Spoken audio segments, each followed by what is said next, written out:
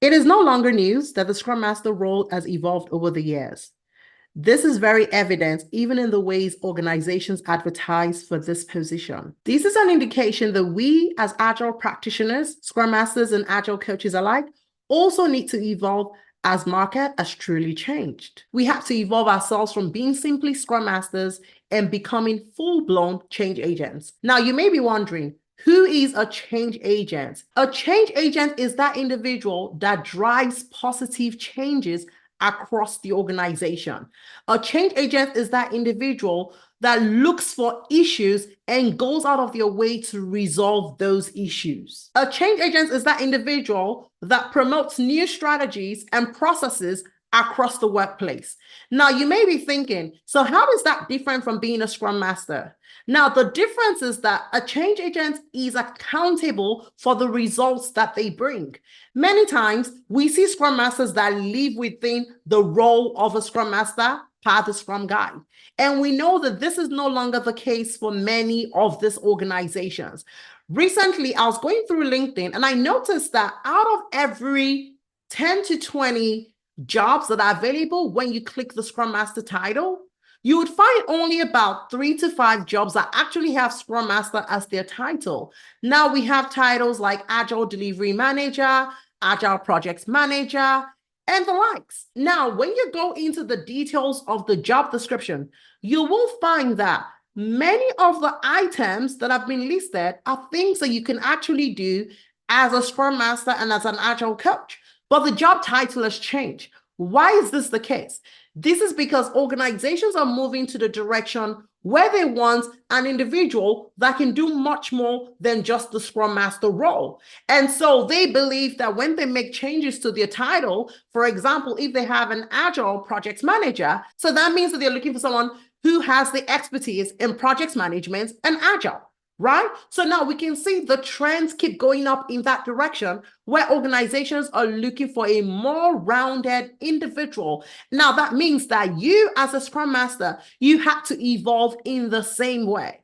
Now in today's video, I want to share certain tips and tricks that you would use to help you evolve just because the market has truly changed. So as you embrace this new role, one of the things I want you to focus on is thinking outside of the box. Many times, Scrum Masters are limited to the box and the title of being a Scrum Master.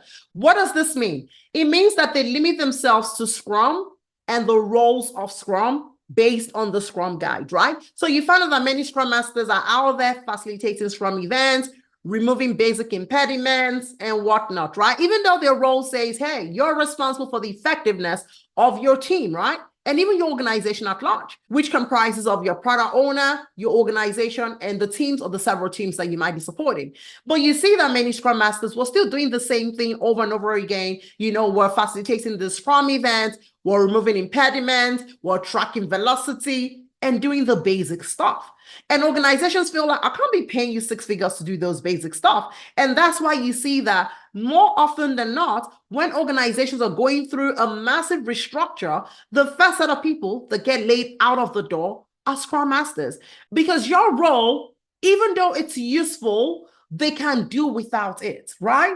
Now, what does this mean? When you take a look at the role of a developer, the developer is responsible for development, of specific requirements. So you can see the end result. So that means that if I ask this developer to go, it means that I'm not going to be able to get that requirements because you can directly relate his job and his skill set to that deliverable. When it comes to Scrum Masters, oftentimes, if you're asked to leave, what happens? Somebody else is going to facilitate those events, right? Those are basic things.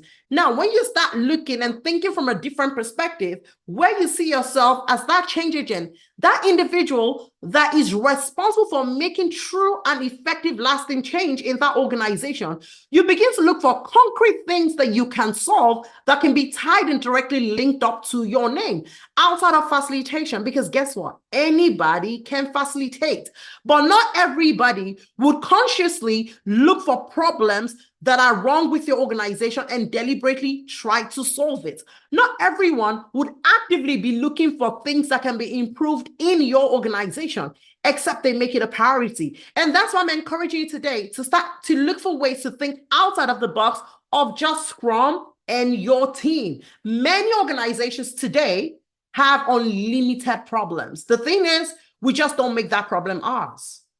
Now, you might be wondering, should I now make every problem in my organization my problem? No, that's not what I'm saying. However, you can make any problem that directly or indirectly affects your team or your program, your problem. You can do that. I've seen situations where a Scrum Master will tell me that I'm part of a program, we're using the SAFe framework, but we don't have an RTE, and so we have a lot of gaps. Why can't you fill up that RTE role to solve the problem that gap has created? At the end of the day, it doesn't really matter whether you're a Scrum Master, you're an RTE, you're an Agile coach. The most important thing that you need to know is there are problems and we've been employed to solve problems. So if you come to work today and there's a problem that your team is going through, step out of your comfort zone and find ways to solve it. If there's a problem that your product owner is facing, whether it directly affects you or not, step out of your comfort zone and look for how to solve it. If there is a problem that does not even concern your team, but maybe it affects your program, the broader scope of work that your program is a part of, step out of your comfort zone and try to solve it. That way, you then make yourself even more valuable, where you can tie results directly to your name. And you're not just a Scrum Master who is helping their team become successful. With or without you, requirements will still be created and will be delivered. By the end of the day, you want to position yourself in such a way that without you thinking about certain things will not get done, because you're that go-getter. You're that individual who tries to solve any problem that comes their way, as long as it affects me, my team, my program, my product owner, and my organization at large. Now, you might say that, yes, it still sounds like something that we should be doing as Scrum Masters. Now, if you believe that it sounds like something that you should be doing as a Scrum Master, the then question you need to ask yourself is, why are you not working from that perspective? Why are you limiting yourself to the basic things that barely give value to an organization? At the end of the day, I always tell everyone this: whatever you do in an organization, it's not just for that organization, it's also for you. Because there's one thing that will always be with you. It's your skill set and your experience. And those are the things that you take everywhere you go. So even though an organization decides to restructure and they structure you out, guess what? You have your skill set, you have your expertise, you have your experience, and you have the right mindset. And you can take all of that with you to the next organization and go make great changes. So you're helping yourself at the end of the day by being someone who is truly providing value, and not just being somebody who just has the name of a Scrum Master. That is how I want you guys to think. I want you to think truly out of the box. Think outside of the Scrum box. Think outside of the team box.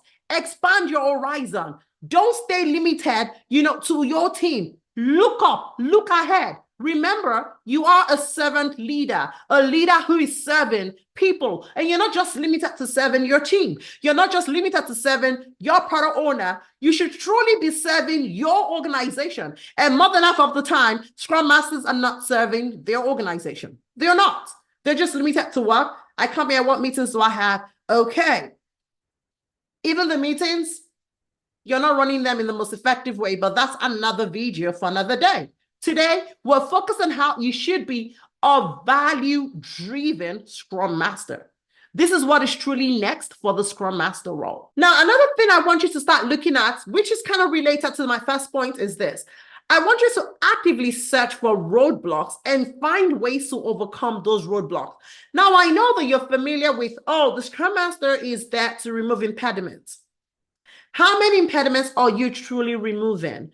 Are you removing impediments that are significant to the growth of your team? Or are you removing basic impediments? Are you even following through? I have a wonderful Scrum Master that is a part of my community, and she is actively making waves in our organization. She is fighting, the norms of developers just wanting to do basic work and making it seem like it's bigger than what it really is. Now, the truth of the matter is, even though you don't understand code or you don't write code, it does not mean that you do not understand the basic ways of working. It does not mean that if you say that you're committing to a work and you don't get it done, that does not stop you from questioning that person to say, why didn't you get it done? How can we help you get it done? What are the active things that are blocking you so that we can unblock you from these issues? Many times, Scrum Masters will not dig in deep into the real issue. The developer says, oh, I couldn't get it done. And you just kind of say, oh, okay, we'll move it to the next sprint. No, I want you guys to start acting like entrepreneurs in your place of work. I want you to start thinking from the organization's point of view. All right? The organizations are paying us on a day-to-day basis, even though we collect our money bi-weekly or at the end of the month. You're getting paid. And for every time we delay a deliverable, guess what? We've wasted thousands of dollars. And I want you to make your team understand work from that perspective, because sometimes they don't.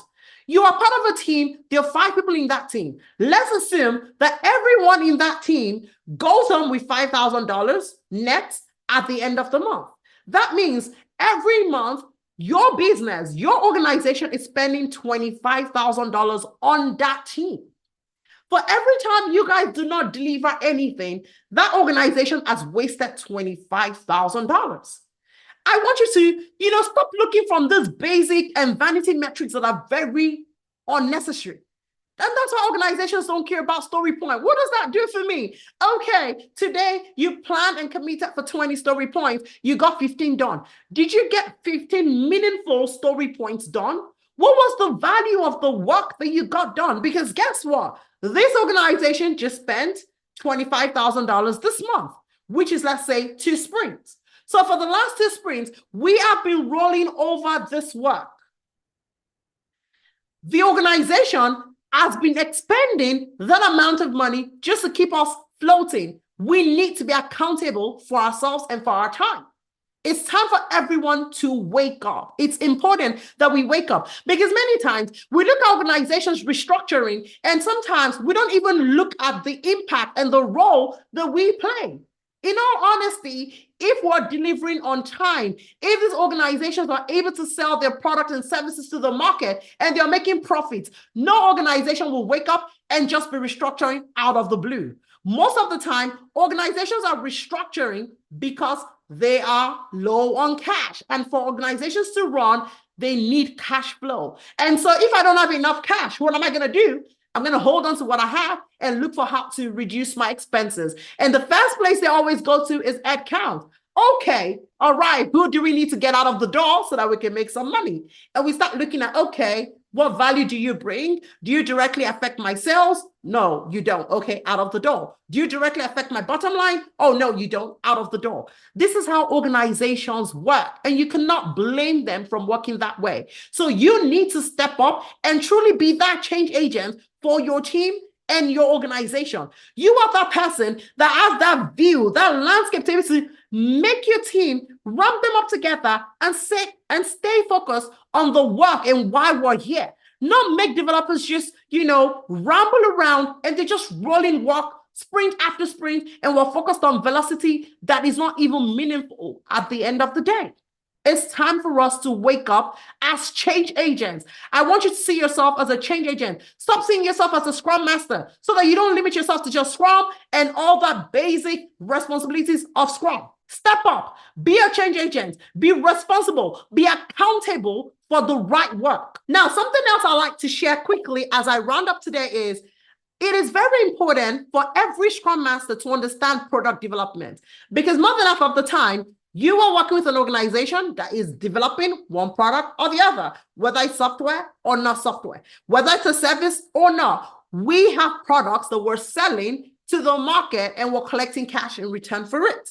And so you need to understand the life cycle of product development. You have to understand, all the whole 9 years. Step out of your Scrum Master role and understand product ownership. It's important because the more you understand it, the more you can support your team and your product owner, the more you can even support your stakeholders, the more you can have the right conversations that would help us align the requirements back to the team. It's very important. It's high time that we evolve because the market has evolved, and this is what is next for the Scrum Master role. So if you're yet to even become a Scrum Master, I want you to start expanding your mindset Going forward, and if you're currently in that Scrum Master role, I want you to reorientate yourself and know that if you want to stay relevant in this role, you've got to wake up, you've got to see yourself as a change agent, and you've got to wake up looking for, intentional changes that you can make and improvements that you can make to your organization that can tie back directly to your name. There is no individual that is going to be giving true value to an organization that will not be appreciated. And if they don't appreciate you, guess what? You have the skill set, you have the experience, and you have the expertise, and you take that with you and go to the next organization that'll pay you right and appreciate you. You have that freedom. You are not tied to an organization. You don't have to work for an organization forever. You have that freedom to move and stay where you are appreciated. So don't be so worried about, oh, there's a restructure going on, people are getting laid off, there is no job in the market. Create real value for yourself and you will be indispensable. And that's the life that I want us to start living moving forward as agile practitioners. So who is on with me where you're ready to not just be a Scrum Master, but a change agent who is intentional about adding real value to the organization that they work for or will work for in the nearest future? This is what is next for the Scrum Master role. And I hope that with this few points that I've shared today, you are going to be intentional about this role. And you're going to make that right change to the organization that you're supporting or will support in the future. Thank you very much for spending this time with me as usual, and I cannot wait to catch you in my next episode. And if you enjoyed this very episode, guess what? Make sure that you're subscribed to this channel. Make sure you drop a comment in this video and make sure you give that thumbs up like sign at the end of this video. Thank you very much, and I cannot wait to catch you in my next episode. Bye.